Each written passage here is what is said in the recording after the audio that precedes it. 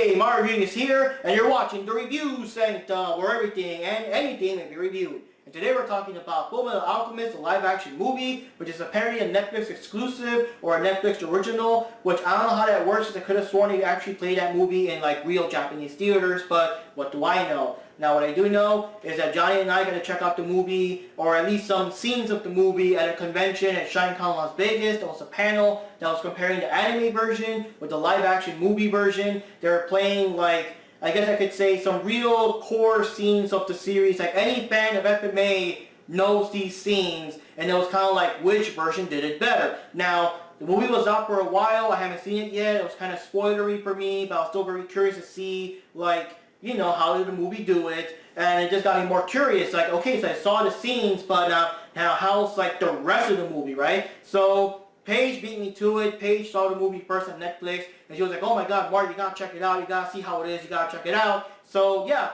I checked it out, and here we are. And what can I say?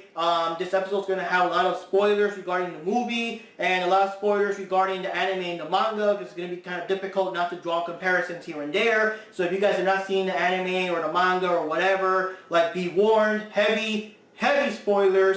I guess bottom line, in a nutshell, for the uninitiated, FullMetal Alchemist is mostly about the Elric brothers, which are Edward and Alphonse Elric, and in their world there's alchemy, but this kind of alchemy is kind of like a magical science, and it kind of can, I guess it can transmute certain things into other things within certain laws of logic without, you know, like based on the elements that make them up, the material that makes them up, and also equivalent exchange where you got to give something to get something back. Like, for example, this frying pan, I can use alchemy to turn this frying pan into a sword, but like the sword would be made of this exact same material that the frying pan is made of, I guess stainless steel or whatever. It can't be like a diamond sword or a golden sword or whatever. And also the sword would be like the same general size of the frying pan, you know, like I can't turn it into like a Sephiroth type sword from Final Fantasy, because where would the extra material come from?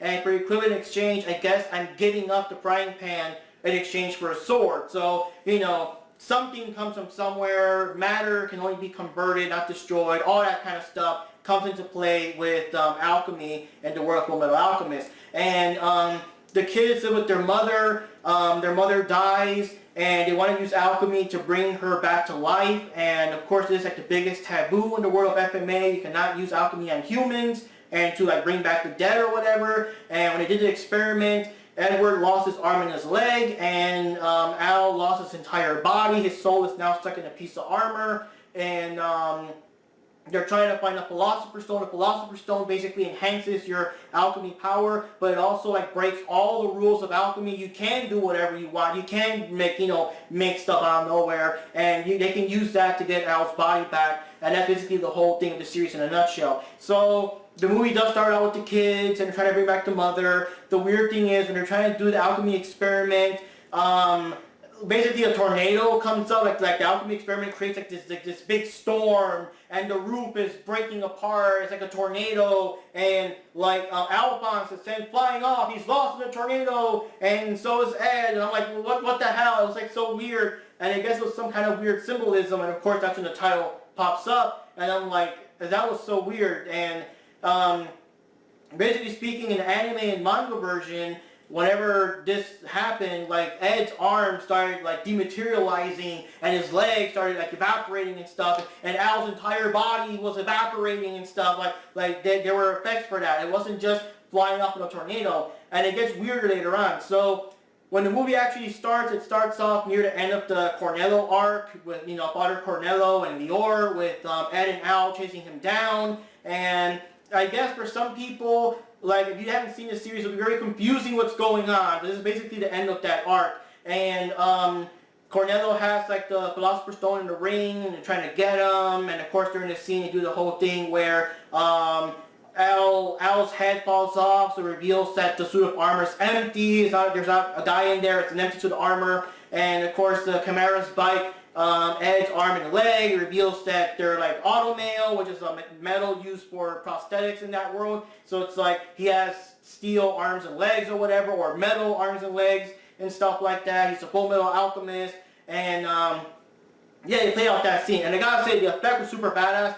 The effect where Ed does the infamous clap, and the materials and stuff turn into like this big spear he can grab, like from the ground and stuff. Like the special effects for that, and like the awesome camera angle of him waiting to get like when they do special effects like that, I'm wondering why they chose to do the whole tornado thing with Alphonse in the opening scene. Like they could have done that. Like they had the effects to make them vaporize. I don't know. So yeah, the Philosopher Stone turns out to be a fake, and the Elrics are taken in to Mustang, and Mustang sends him off with the sewing life scientist Show Tucker, so they can learn more stuff about alchemy and more about, I guess, I don't know, whatever they need to know, more knowledge about the Philosopher's Stone or whatever. So they hang out with Tucker. Tucker has his daughter and a dog, and he needs to pass his alchemy exam, because every year it's an exam. If he don't pass it, he's going to lose his money, his house, and everything. And he's known for making the Chimera talk. Now, Chimeras are basically, I guess, mutated animals from alchemy. Basically, 2 or 3 animals combined into one using alchemy and stuff like that. And Tucker made a Chimera that can talk and whatever. So now he's trying to do something like that again, because if he doesn't, he'll lose his money, his house, and everything. And like to kind of speed things up, I guess, they made Ed and Winry go to visit Dr. Marco. They mentioned Dr. Marco. And Alphonse stayed behind with Tucker and with Nina, and apparently Tucker is hypnotizing Al to know more about him. And I'm kind of like, can Al even be hypnotized? As far as I know, Al can't even fall asleep. I think he can't sleep. Yeah, I think he can't sleep. So if he can't sleep, how do you hypnotize him? I don't know how that works, but apparently he hypnotized them or whatever. I don't know.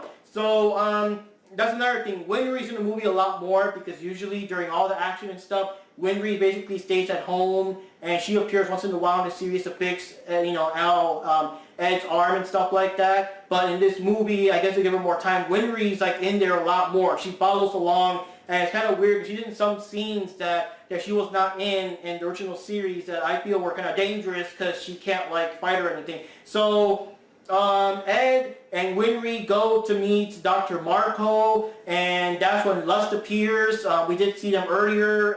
Lust, Envy, and Gluttony appeared to take care of Father Carmelo, I guess for failing them, or because he already outlived his usefulness or whatever. And so Lust appears again here, and she kills Marco with her claws and stuff. And like the kids see that Marco shoots her in the chest a couple of times, and the bullets just like heal on their own, and they're like, what the hell is this woman? And she has the claws, and she kills Marco, and Marco tells them, like, I guess before he dies, to look for Laboratory 5 to find out what they're looking for and stuff like that. And yeah, Lust just leaves, I guess. She needs them alive for now. And for me, it was just so weird that Winry was there, because I'm like, Winry was not there during that scene, but you know. So Tucker is hypnotizing Ed, and he's the one, if you guys have already seen in the series, he's the one that is telling Alphonse that he might be fake. He might be fake memories. It's a fake suit of armor, and Edward is giving him fake memories and stuff like that. So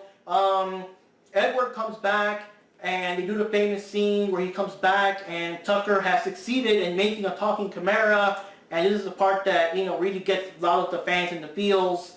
And yeah, so he has a talking dog, and the dog can talk, hey, it's a chimera, and all that stuff. But then Edward notices, like, well, hey, where's Nina? Hey, where's the dog at? You know, and it's, you know, revealed that Tucker had fused Nina and Alexander the dog into that talking chimera. And you know, Edward loses it. Edward starts attacking Tucker, and Tucker says, we're not so different. Look at how, you know, you tinkered with human lives and stuff too. Like, you're also using alchemy to tinker with human lives and all that stuff. And they fight it out, and Al tries to calm him down and stuff like that. And it was just, I don't know. So they arrest Tucker, and they don't really show what happened to Nina. That's the thing, it's left to assumption. The movie itself doesn't show what happened to Nina. I'm not going to talk about the anime or manga version, but after this, sometime after this, Alphonse starts flipping out on Ed and starts saying that I'm not your brother. What if I'm not your brother? Like, did I ever exist? Am I real? Am I just like fake memories to you and all that stuff? So they fight it out a bit. And Winry comes in and Winry tells them that how dare you say that stuff, he's your brother, all he cares about is you. So they play out that whole emotional scene with Alphonse doubting his brother and stuff like that. And it's just kind of weird because in this version, I guess it saved a lot of time and everything. In this version, you know, it was like Tucker's fault and everything. And yeah, so after that, this is the part where Hughes gets suspicious based on the stuff that Ed and Al are trying to figure out, or trying to find out. They're trying to discover Laboratory 5, but they can't find it. It was like a weird place, I guess like a cannery, and I forgot how that scene went. I know they went there, and there was nothing there, and yeah, that's probably what happened, I think. They went there, there was nothing there, it's another dead end, and that's when the whole Ed and Al stuff started. But Hughes started checking out Laboratory 5, and he actually found Laboratory 5, but at this point the homunculi are now after him, so Lust is after him, and he like cuts her across the, like a throwing up on her forehead, and he runs, and Envy is after him now, and here they changed it up. Here they made it look like well, Envy turned into General Mustang instead, Colonel Mustang, whatever his rank is. He turned into Mustang instead when he killed Hughes, and it's like, you know, it's like people saw him, you know, people are like, oh my god, they saw him. So now, like, the military is after Mustang. Now everyone's out to arrest him because they think that he did it, and they go and arrest Ed and Al and Winry. Like, well, I don't know about Winry, but they go get Ed and everything because they want to take down anyone that's related to Mustang. They also arrest Hawkeye. They arrest everyone related to Mustang because now they're after him and stuff like that. But Edward and Hawkeye escape anyways. As you can see how this is all kind of, you know, changing. So in this version, Hughes like actually manages to get Mustang on the line before he dies, and he actually says, look for Laboratory 5, and tells them that it's like this old prison. So they all go to the old prison, and you know, the homunculi are there, Lust, Envy, Gluttony are there, and like this is like where it changes a lot because Tucker is alive. Tucker escaped, and Tucker got Tucker got Al and Winry captured. Like it happened somehow off screen. I don't know. I really don't know. I really don't know why Al didn't just sock him out. Bill's like, I'm sorry, brother, I couldn't do anything. Like, I mean, I guess maybe he grabbed Winry or something. I don't know. But Alphonse was down. He was hypnotized. He couldn't move or whatever. And there's one general that, as far as I know, was not in the anime or manga. There's one general that was, like, he wasn't the Führer because they did mention the Führer by name. The Führer is someone else. It wasn't this guy, but this guy was a traitor. And this guy, they revealed all of these empty zombie human things that appear later in the manga, and they revealed the Philosopher Stone is made of people's souls. It kind of happened off screen, but they showed it in a flashback that they used all the prisoners to create Philosopher Stones, and they're going to put all of the Philosopher Stones into zombie things, and it's like, you know, he's going to unleash them all, so he does something, he unleashes like the whole fucking army of zombie puppet things, and they start attacking people. Like, the guy thinks they're going to be loyal, but they eat them up and everything. They're basically like zombies, and the soldiers start shooting them down, and while this shit happens, they have like the famous face-off where Mustang gets mad at Lust and Envy because I guess more flashbacks revealed that whenever Envy as Mustang tried to kill Hughes, Hughes was trying to attack him because he didn't fall for it, but then he turned into, of course, Hughes' wife, and that made him hesitate long enough to shoot him or whatever. So, you know, Mustang knows that Envy was the one that killed Hughes, and that Lust was also responsible. So they kind of do that scene where he's burning the fucking hell out of Lust, while Lust is trying to stab him and stuff like that. And it was like Winry was there too. I'm like, why the fuck is Winry there? Why is she in the line of fire? They could have killed her or something. Like get her away. Like, jeez. She's like the only person that can't fight and doesn't have a gun or military training. Why is she there? I'm surprised that homunculi didn't try to grab her or something, but she was there. And yeah, so Mustang apparently burns the fucking hell out of Lust and Envy, and the soldiers shoot all the zombies in the head and stuff. And I guess it kind of sort of ends there. Well, Les actually takes out her Philosopher Stone and gives it to them and before she dies or whatever. But Edward decides there's got to be a better way because it still is using a person's soul, and they don't want to use someone's soul to make Al back to normal. And the movie kind of ends there, but there are hints and clues of the next, there's a sequel coming out because the Fuhrer is mentioned. Of course, the Fuhrer plays a big part in the series. Whenever Tucker got out, the homunculi said, oh, he must have let him out. He's sneaky or something like that. So there's another person there. And Gluttony was still around. So Gluttony still survived. And, alright, so in regards to my thoughts of the movie, that's a real hard one. It's like, I don't know. I don't really have a strong opinion either way. I'm not thinking like, oh my god, this movie sucks so much, man. It ruined FullMetal Alchemist for everyone, man, or whatever. And I'm not also thinking like, oh my god, the movie was amazing. It was outstanding, magnificent. It's like, no. I'm not like in either camp. It's just like a movie. It's just something that happened. It's like, well, that was a movie. It's like, I don't want to say it's average either because it does have the extra benefit of seeing like the characters come to life in live action and seeing like these infamous scenes like the whole show Tucker with Nina and the dog and all that stuff. Like I didn't see all that play out in real life.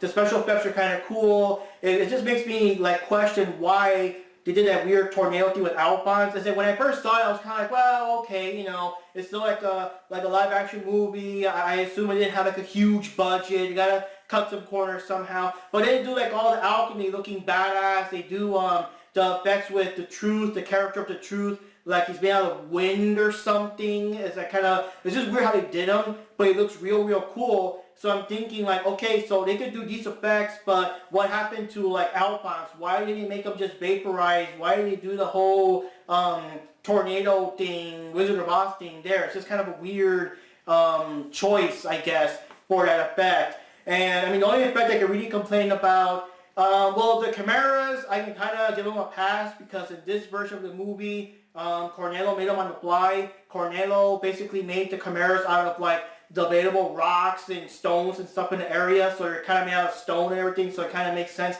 They will look kind of so-so, but Gluttony looks crappy. Gluttony, I'm sorry, like Lust and Envy look okay because they're out, they're more human or whatever, but Gluttony, like, I don't know, the costume looks like lame on him too. It's kind of like B-movie type costume or something. I don't know. He was like the crappiest one in the movie. I guess I'm kind of glad he's not in it too much. Al himself is not in the movie too much, especially because like the whole thing with Marco and stuff took place with just Ed and Winry while Alphonse was staying at Tucker's house. So like there's a lot of scenes where it feels like Ed goes in a lot of solo missions to kind of, I guess, not use so much CGI with the armor walking by itself or whatever. Like I don't know. It's kind of weird. It's kind of interesting how they did that. But other than that, I don't know what I can say. The movie was just kind of there. It was just interesting seeing. I guess it was interesting in the aspect of how did the movie adapt this series. How did the movie adapt this scene or that scene or this character or that character? How are the effects? Because, like, for example, the effects with Mustang killing the crap out of Lust and Envy, that was kind of cool. Stuff like that. But, I don't know. And for me, it kind of was a little bit of a nostalgia trip. I really haven't seen anything related to FMA in a long time. Like, once I saw, like, the ending of Brotherhood, like, that's it. I haven't seen any other things here and there. I've seen like all the movies and all that stuff. So it kind of took me back to remember like, oh yeah, this happened and that happened. And oh look, there's Winry, there's Mustang, there's Lust and Envy and stuff like that. It kind of took me back to those things. What can I say? A lot of things were kind of skipped out, obviously. The most noticeable thing was Scar. Scar was left out during a lot of scenes here. They did talk about Ishbala a lot in the movie, so there's a sequel coming up, like a sequel. And I think they're actually going to make one. So Scar might be in that one, as well as some other characters. Because the Fuhrer is mentioned. He's not seen. He's just mentioned. So he might appear later. We all know how important he is of a character in the overall series when we get that far. But what can I say? It's a pretty good movie. Considering all the stuff that happened. They did a good job also building up like Hughes as a character, like how he hangs out with the group and stuff, so that when he dies, you actually kind of care for him and stuff. And of course, Nina and the dog, you kind of feel bad for them. And I was surprised Tucker had such a bigger role in the movie and stuff like that. So basically speaking, like, I guess if you're an FMA fan, you know, well, obviously check it out. Like, regardless, check out the movie. If you're any kind of FMA fan, you gotta check out the movie. I will say that. I don't know if I would actually own it. I don't know if it's the kind of movie that if I see in the store, I want to be rushing over there. I just gotta own it or whatever. I don't know if it's like that good. If Johnny comes over to visit, I'll be like, yo, Johnny, let's check out the movie. We got the live action version of the FullMetal Alchemist movie on Netflix. We'll do something like that. But like, to actually own it, to actually watch it repeatedly, to actually talk about, like, it's the most amazing movie ever, and whatever. Like, I don't know if I'll go that far, but it's not a bad movie. I'm going to say it's above average, and the bigger a fan you are of FMA, the higher above average it is. So for me, it's kind of high up there. It's just, for some reason, I can't really say, oh my god, it's spectacular. Like, I don't know why. I don't know why, but for me, it was kind of good to venture back into the world of FMA after not being there for so long. And this movie does adapt more based on the actual manga and FullMetal Alchemist Brotherhood, and not so much the first version of the anime, which we might discuss, you know, sometime later. I might discuss the anime to compare one with the other and stuff like that. So anyways, guys, the Market Drink is here, and we'll see what else awaits us. We'll see when the sequel comes out. We'll see what other movies or other things we may review, because of course in the review sanctum, everything and anything may be reviewed. Market Drink is here. See you next time.